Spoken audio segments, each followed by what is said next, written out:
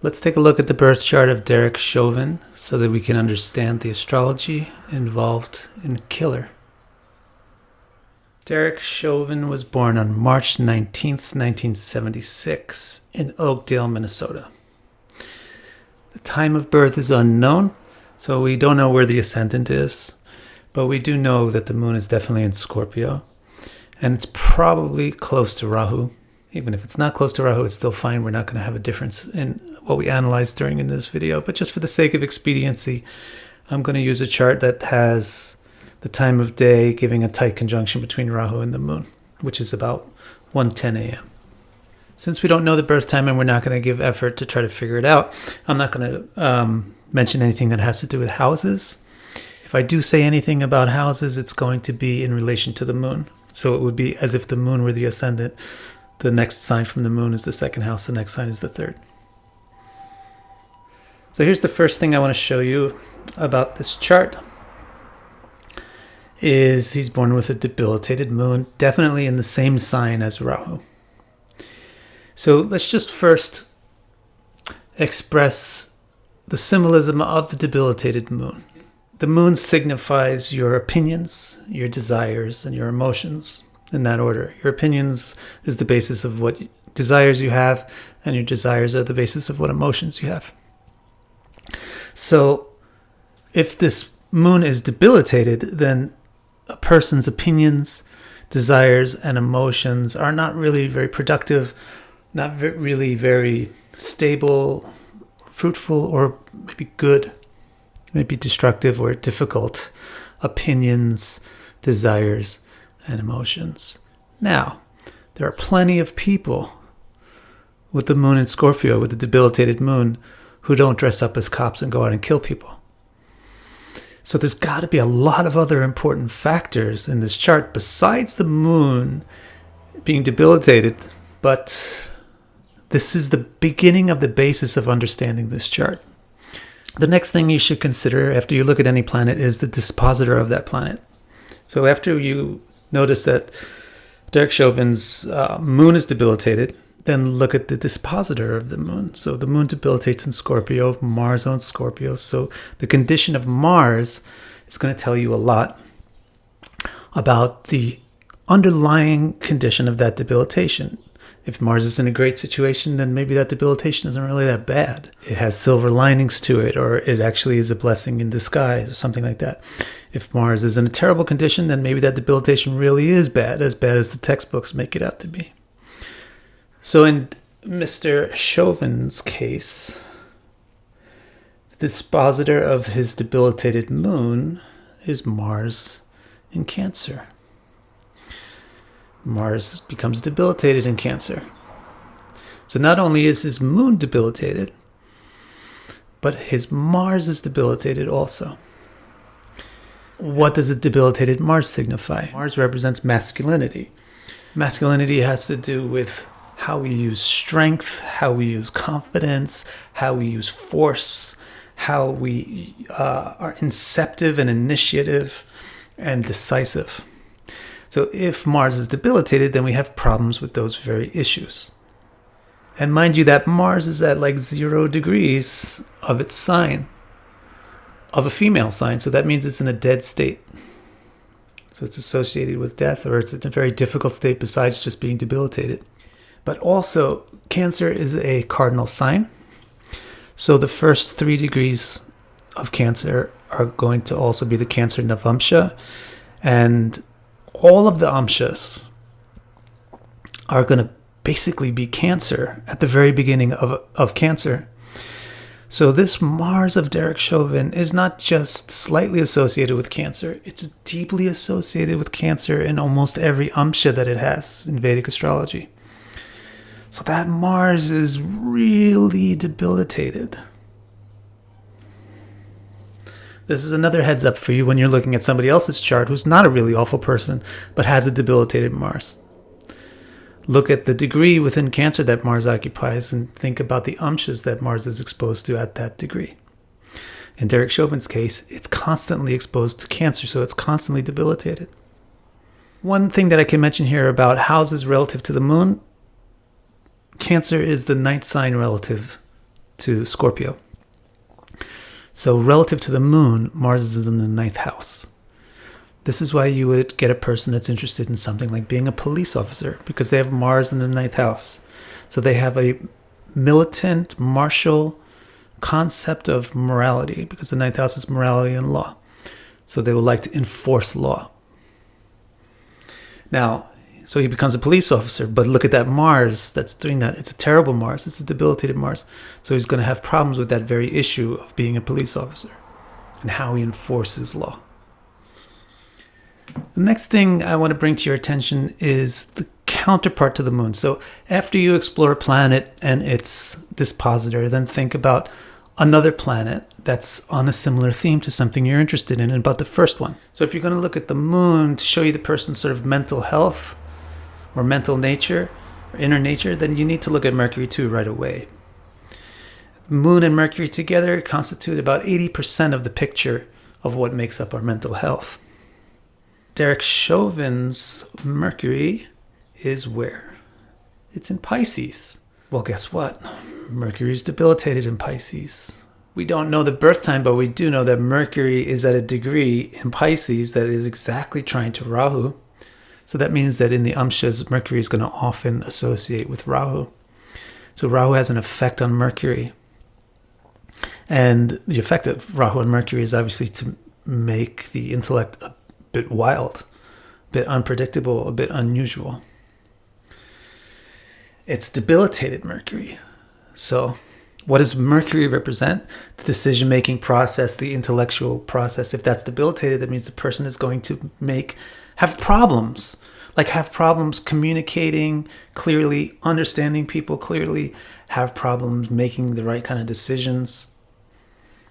And it's in his 5th house, right? Relative to the moon. Relative to the moon, Pisces is the 5th house from Scorpio, right? And this guy's moon is in Scorpio. So his debilitated Mercury is in the 5th house from the moon. The 5th house has to do with your intellectual processes.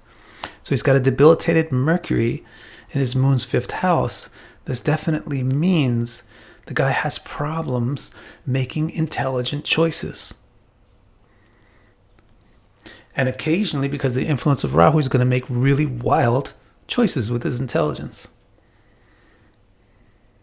So what we see with this whole picture here is we got a debilitated moon, disposited by a debilitated Mars in the 9th, which also has to do with law and what you consider right and wrong. And then we have a debilitated Mercury in the moon's 5th, which has to do with how you make decisions. So this is a clear picture of somebody who makes poor decisions, has unstable emotions and opinions and desires, and wants to be a hero, wants to be a law enforcer. So he's going to make his bad decisions in that context. As we did with the moon, we looked at the moon's dispositor, and let's do the same thing for Mercury. Let's look at Mercury's dispositor. Mercury being in Pisces, Jupiter rules Pisces. That means Mercury's dispositor is Jupiter, so we need to look at the state of Jupiter to understand more deeply about the debilitation of Mercury. Look where Jupiter is, it's in Aries. So again, this is another indication that this guy wants to be a police officer. Jupiter in Aries is basically the same thing symbolically as Mars in the 9th house. It's a manly, decisive, military approach to enforcing law and order. And since this Jupiter in Aries is the dispositor of Mercury, it means that his poor decision-making and comprehension, which is indicated by a debilitated Mercury, operates in the context of trying to be a police officer, of trying to be an enforcer of rules and laws. And what you should notice also with this Jupiter is it's at the very, very end of Aries. So this guy's got 2 debilitated planets, Moon and Mercury. Now he has the Moon's dispositor debilitated, and he has Mercury's dispositor at the very end of Aries. So that means that it's in the state of death, and so is the dispositor of the Moon. So these 2 debilitated planets, they're at the cornerstone of a person's mental health and inner being, Mercury and Moon. are disposited by these other two planets that are in really awful conditions. So that's why this person winds up being a evildoer that's going to go down in history. The last thing that I want to show you about this chart is just how significant this debilitated dead Mars is to this particular nativity or birth chart. It's not just that it's the dispositor of the moon. It's actually the final dispositor, arguably, of every single planet in the chart, or at least of every planet except the moon and Rahu. So I'll just show you how that is. To find the final dispositor of any planet, you start with that planet. So for example, let's start with Ketu. Ketu is in Taurus, so its dispositor is the owner of Taurus, Venus. Then you go and you find Venus. Venus is in Pisces, which by the way is exalted. Right? So that's one question mark. Like, well, this guy's got an awful chart, but his Venus is exalted. Well, how much good can a exalted Venus do in this chart? Well, it can give him a high position. He became a police officer. He became a primary officer, I guess. He was commanding the other ones, apparently. And he happened to marry a really beautiful woman who won the Mrs. Missouri beauty pageant or something. So one exalted planet in the midst of all this crap is still going to give you good results. But those good results are like sprinkles on ice cream that's already melted. You still have an underlying thing that's bad, and so his life is still going to go bad. So anyway, if you start with Ketu, Ketu is in Taurus. Taurus belongs to Venus. You go and you find Venus is in Pisces. Pisces belongs to Jupiter. Then Jupiter is in Aries. Aries belongs to Mars. So you go and you look at Mars. Mars is in Cancer. Cancer belongs to the moon. So you go and you look at the moon. Moon is in Scorpio. Scorpio belongs to Mars. Now you've come back to Mars a second time. That means you can't get away from Mars. Mars will go back to the moon and then come back to Mars if you follow the dispositors. So you follow this trail to find out who is the final dispositor of this Ketu. Just as the dispositor of a planet is very important for understanding what the planet signifies, the final dispositor of the planet is similarly significant. So Mars is at the root of how we have to interpret his Ketu. Now let's look at another planet. Let's look at the three planets that are in Pisces. Sun, Mercury, and Venus in Pisces are all disposited by Jupiter. Jupiter is in Aries, so it's disposited by Mars. Mars is in Cancer, so it's disposited by the moon. Bingo, we're back at the same loop. Moon is in Scorpio, so it's disposited by Mars. So all those planets in Pisces are also, like Ketu, disposited finally by Mars. So in other words, the bottom of the root of the tree that those planets are is in Mars, in Derek Chauvin's chart. Look at another planet. Jupiter, it's in Aries. Bam, so you're just going to go Jupiter, Aries, belongs to Mars. Mars is in Cancer, belongs to the moon. Moon is in Scorpio, belongs to Mars. Mars is the final dispositor of Jupiter as well. If you look at Mars and Saturn, Mars and Saturn are in Cancer, that belongs to the moon. Moon is in Scorpio, that belongs to Mars. Boom. You can't get away from Mars. You come back to Mars.